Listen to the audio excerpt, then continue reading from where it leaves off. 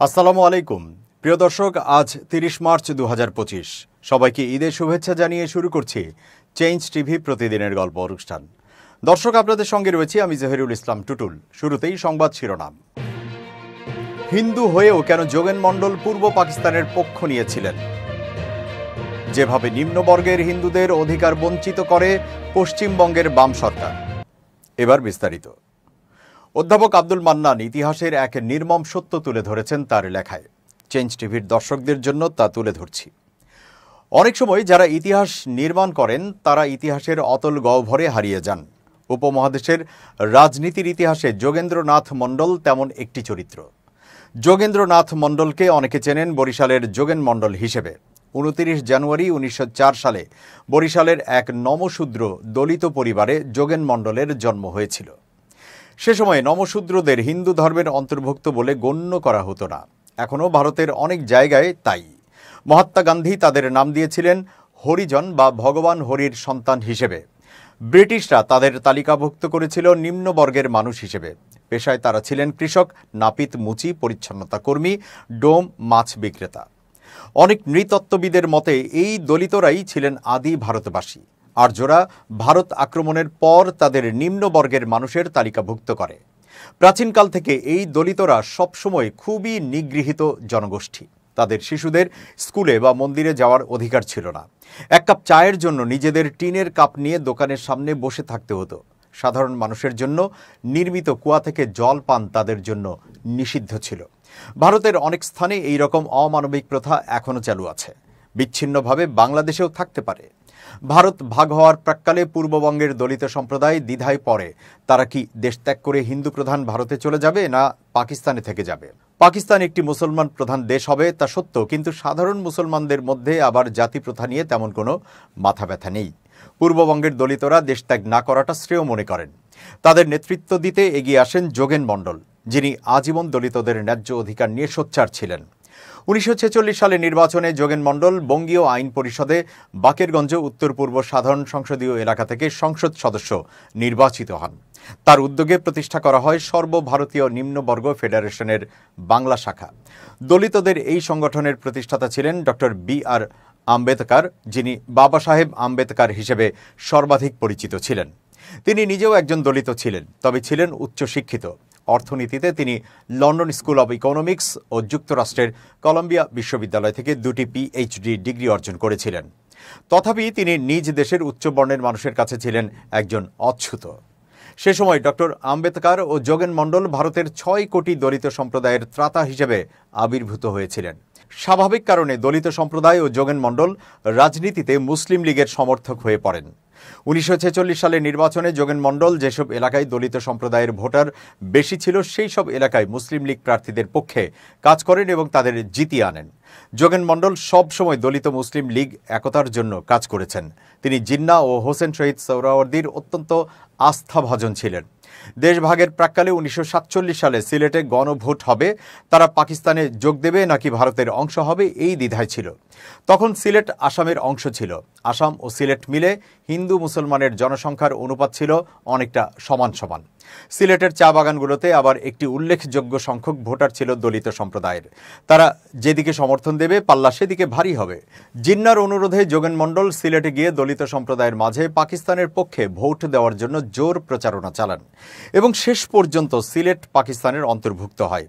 যোগেন মণ্ডলের রাজনৈতিক জীবনের একটি অসাধারণ কীর্তি ছিল ভারতের সংবিধানের স্থপতি বলে যাকে বলা হয় সেই বাবা সাহেব আম্বেদকরকে পূর্ব বাংলার যশোর ও খুলনা থেকে নির্বাচনে জিতিয়ে আনা।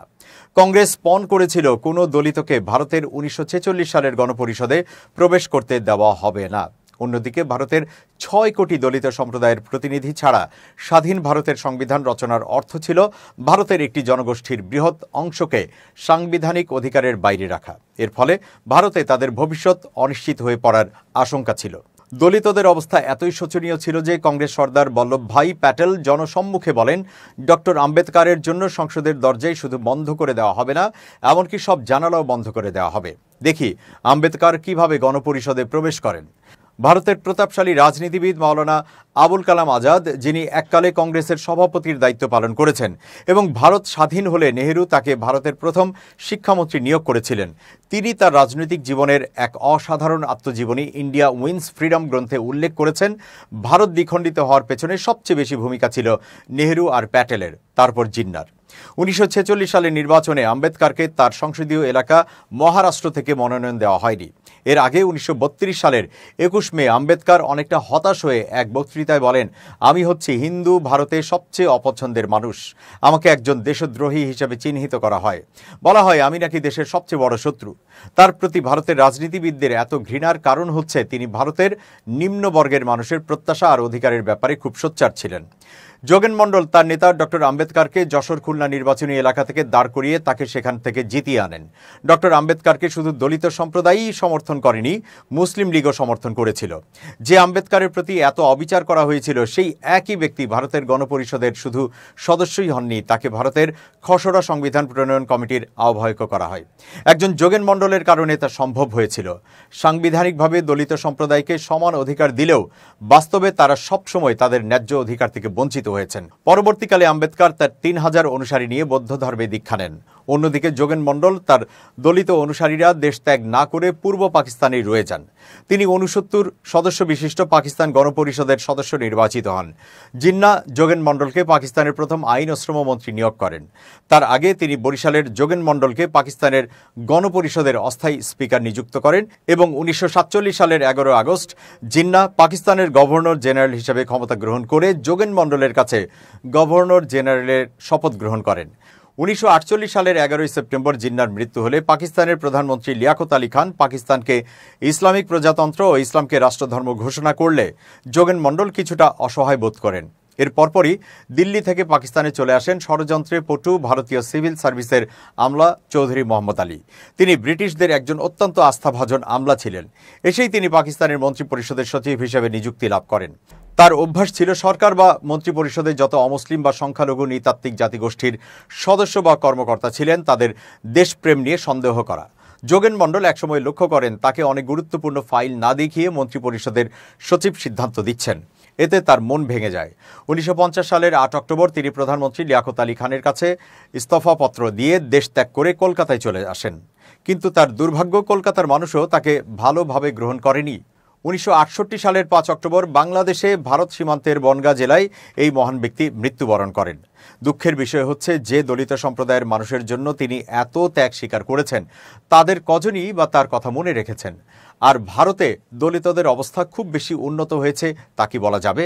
বরিশালের যোগেন মণ্ডল হচ্ছেন ইতিহাসের একজন ক্ষণজন্মা রাজনীতিবিদ, যিনি নিজেই ইতিহাস সৃষ্টি করেছিলেন, কিন্তু ইতিহাস তাকে মনে রাখেনি। প্রিয় দর্শক, এবার জানাবো যোগেন মণ্ডলের অনুসারী তফসিলি জাতিগোষ্ঠী নির্মূলের করুণ কাহিনী।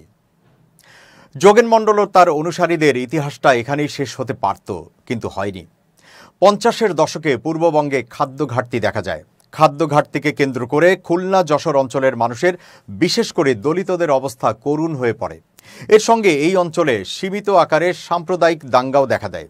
1952 সালে ভারত পাকিস্তানের মধ্যে পাসপোর্ট ব্যবস্থা চালু হয়।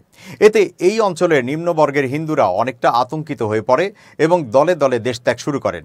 এই সর্বহারা উদ্বাস্তুদের জন্য মধ্যপ্রদেশ, ওড়িশা, মহারাষ্ট্র ও অন্ধ্রপ্রদেশের একটি বিরাট এলাকা জুড়ে দণ্ডকারণ্য নামক স্থানে শরণার্থী শিবির খোলা হয়।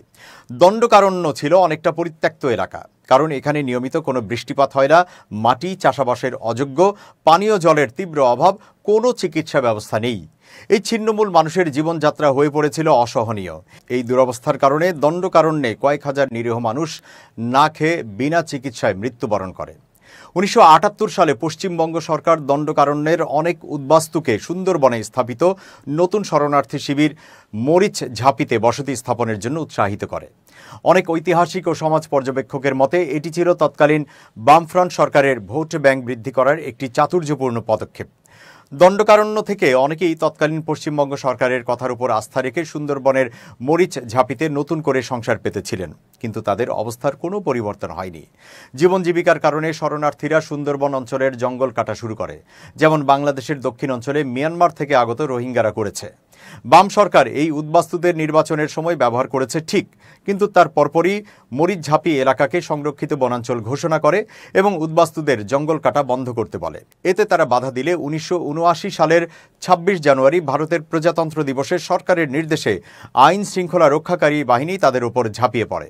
মরিচঝাঁপিতে খাদ্যাভাব আইন শৃঙ্খলা রক্ষাকারী বাহিনীর হামলায় কত নিরীহ মানুষ প্রাণ হারিয়েছেন বলা মুশকিল, তবে অনেকের ধারণা মতে তা কয়েক হাজার হবে। শক্তিপদ রাজগুরুর উপন্যাস দণ্ডক থেকে মরিচঝাঁপি নিম্নবর্গের বা সংখ্যালঘুদের প্রতি অবিচার ও রাজনীতির গুটি হিসেবে ব্যবহার হওয়ার করুণ কাহিনী নিয়ে একমাত্র উপন্যাস।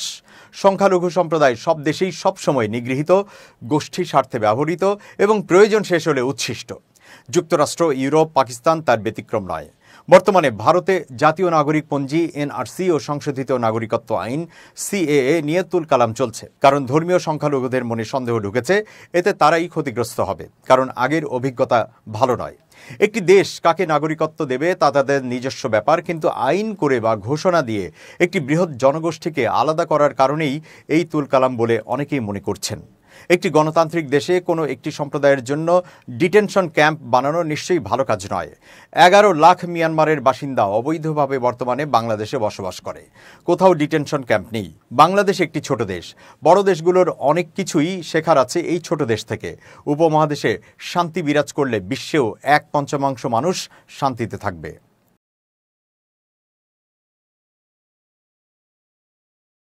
এবার খুব জরুরি 1 মিনিট জানাচ্ছেন ইউনেস্কো ক্লাব পুরস্কার বিজয়ী সাংবাদিক আমিরুল মোমিনিন মানিক। খুব জরুরি 1 মিনিটে প্রত্যেককে আমন্ত্রণ। আমরা সবাই সুগন্ধিওয়ালা গোলাপ হতে চাই। অহরহই উদাহরণ দেওয়া হয় যে ওই নেতার চরিত্র ফুলের মতো পবিত্র। ফুলের এমন কি গুণাবলী রয়েছে? আমি উদাহরণ হিসেবে গোলাপকেই সামনে রাখছি। একটা গোলাপ প্রথমত তার সুগন্ধ আছে। আপনি কিভাবে সুগন্ধ ছড়াবেন? আপনি যদি আপনার আচরণকে সুন্দর করেন তাহলে মানুষ অবশ্যই মুগ্ধ হবে, যতই না আপনি কুৎসিত হন। দ্বিতীয় বিষয় হচ্ছে গোলাপ ফুল যে বোটার সঙ্গে যুক্ত থাকে তার বোটাটি খুব শক্ত, সেজন্য দেখবেন যে ফুল মরে গেলেও বোটাটা কিন্তু সহজেই ঝরে পড়ে না। এই রকম শক্ত মানসিকতার যদি হতে পারেন, দৃঢ়তা যদি মনের মধ্যে থাকে, তাহলে আপনি সফল হতে পারেন। এবং দেখবেন যখন গোলাপ ফুল ফোটে তখন কিন্তু তার রঙগুলো খুবই চমৎকারভাবে উদ্ভাসিত হয়। সুতরাং আপনার চারিত্রিক সৌন্দর্য দিয়ে যদি আপনি মানুষকে মুগ্ধ করতে পারেন তখনই কিন্তু আপনাকে যথার্থভাবে বলা হবে যে আপনি গোলাপের ফুলের পাপড়ির মতো নিজেকে ছড়িয়ে দিতে পেরেছেন। আসুন সবাই সত্যিকার অর্থে গোলাপের গুণগুলো ধারণ করি এবং নিজেকে সফল করি। ভালো থাকবেন, শুভেচ্ছা নিরন্তর। দর্শক, শেষ করছি প্রতিদিনের গল্পের আজকের গল্প। changetv.press বাংলাদেশের ইউটিউব জার্নালিজমের অগ্রদূত। ভিজিট করুন এর ওয়েবসাইট www.changetv.press, ইউটিউব youtube.com/changetvpress এবং সাবস্ক্রাইব করুন চ্যানেলটি। নিয়মিত লাইক, কমেন্ট ও শেয়ার করে আপডেট রাখুন নিজেকে। ভালো থাকুন, নিরাপদে থাকুন, শুভেচ্ছা নিরন্তর। changetv.press, এক ফোঁটা হলুদও নেই।